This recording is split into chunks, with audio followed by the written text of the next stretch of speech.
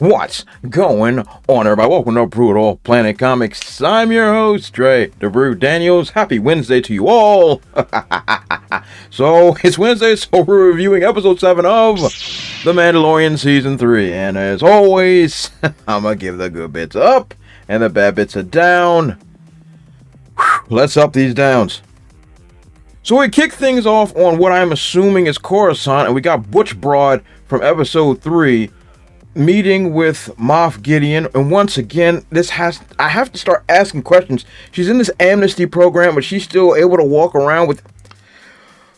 Okay, and she breaks down to him that the Mandalorians helped out Navarro, and Moff Gideon is like, oh snap. Once again, we still don't know how Moff Gideon escaped, but whatever, let's move on. So we go into Moff Gideon's secret hideout, wherever it may be, and it's going to be rich once we find out where it is.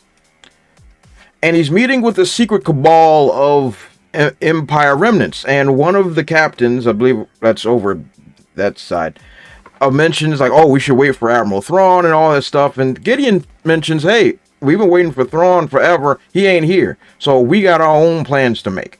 And I have to agree with him. And then... they keep mentioning Project Necromancer. I'm going to assume this is all about bringing Palpatine back to life and blah, blah, blah, or whatever. I don't care. So, Moff Gideon tells everybody, like, yo, the Mandalorians are trying to take Mandalore. We should destroy them. And this, I guess, is the guy that has all the weapons. First, he's reluctant, but then he's like, oh, wait, that would hamper our plans. So, yeah, you can borrow some more of my ships and some of the killers. Whatever. This was okay, I guess. It leaves me with more questions than anything, but whatever. It's alright. So then we go to Navarro, and all the Mandalorians are meeting together for the first time. There's animosity, blah blah blah blah blah blah, yada yada yada. Usual stuff. Then we press the crazy button. Because we had to justify episode 1, so IG-11 is now IG-12, and is now a cockpit that somebody can be put inside and walk around with. I can't make this stuff up. This is, whatever. Because we got to give something for baby Yoda Grogu to do, because his story's been ruined. And so he's walking around the store causing hijinks. He has a yes and a no button. It's so annoying, and he's going to merchants, and he's screwing around, and... You came here to die! So, Volkan once again gives another Braveheart speech about who's going to come with me to take Mandalore, and then people volunteer their services on both sides of the watch and the non-watch. That whole... Yoda baby crap was too absurd for me. Down. My tolerance level for it is at an all-time low. I can't do it anymore. So they go to Mandalore, and this is man. So they go to Mandalore, and they're looking for the Great Forge. Hooray! So they're scoping out the land. Bruh. And lo and behold, there's Mandalorians that live here already still. They never left. Say what? You would think that would have been picked up on the scanners for life forms when Mando came here the first time.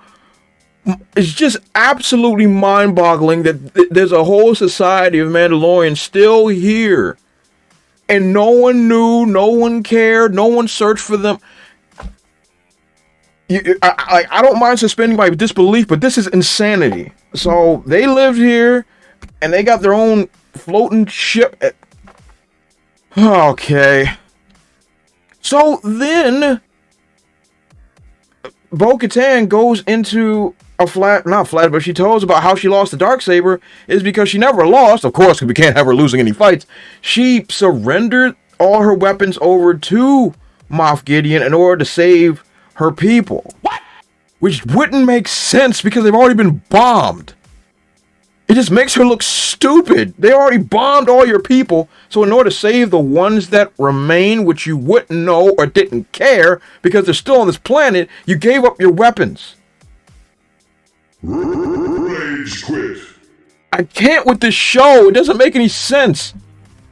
But of course, Din Djarin has to reassure her that she's awesome and that she's a great girl boss, and that's why I serve you. Yada yada yada yada yada. I'm getting sick and tired down. I can't with this show.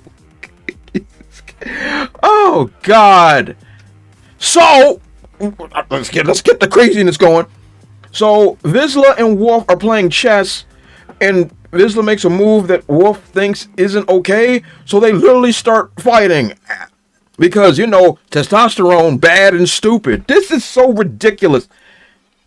And baby Grogu has to come to be the one to break them up.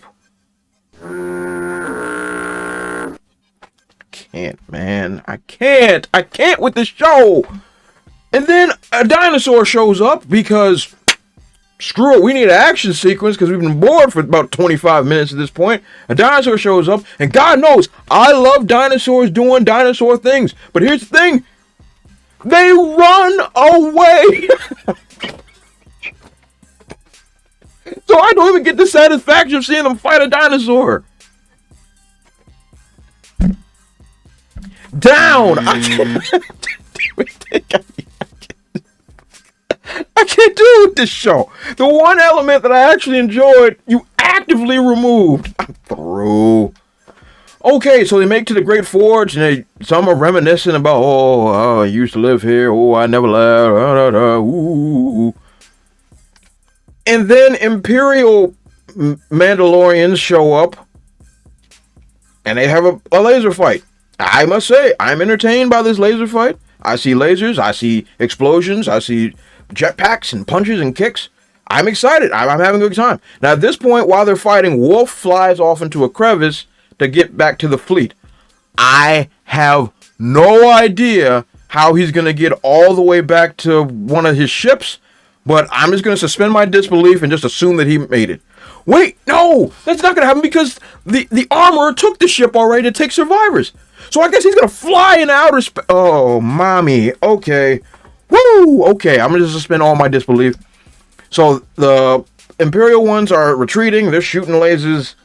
Cool, I'm having a good time. Lasers are being shot. Bodies are being murked. I'm intrigued. And then they run into another trap, because why not? And Din Djarin is captured, and the other ones are behind the blast shield. So, they're about to have the big reveal. Ooh. But, look, I'm going to, as always, I'd like to be fair. I had fun with this scene. I saw lasers. I saw explosions. I'm going to go ahead and give it an up. So, here we go. So, Moff Gideon shows up in his full Beskar armor, and good God, it does look cool. And he explains that this is his facility, this is how he's been running the show. And once again, we don't know how he got back here, but whatever, he looks cool. Here is the part that made me throw my hands back. Okay, so in the beginning, he asked for bombers and all these other things from the captain guy. However, based on the evidence provided, Moff Gideon is the one that bombed Bo-Katan's home. That's the next moon over. So he had bombers and interceptors, which they destroyed some of, because he must have sent them to be so close to destroy Bo-Katan's palace. But at the same time, he didn't fly over to get rid of all the rest of the Mandalore.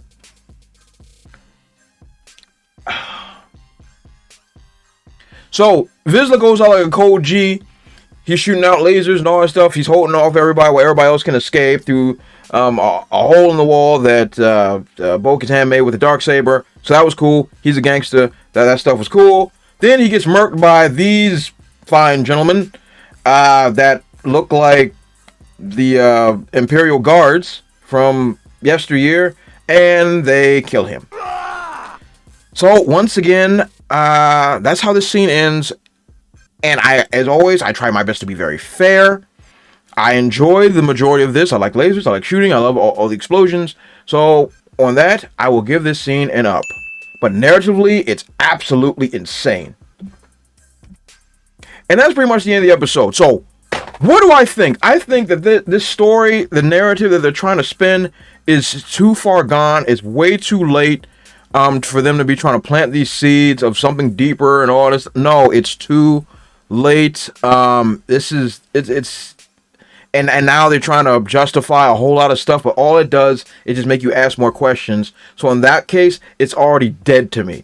But I like explosions, I like lasers, I like stuff like that, and it did provide that to me, unlike the previous episodes.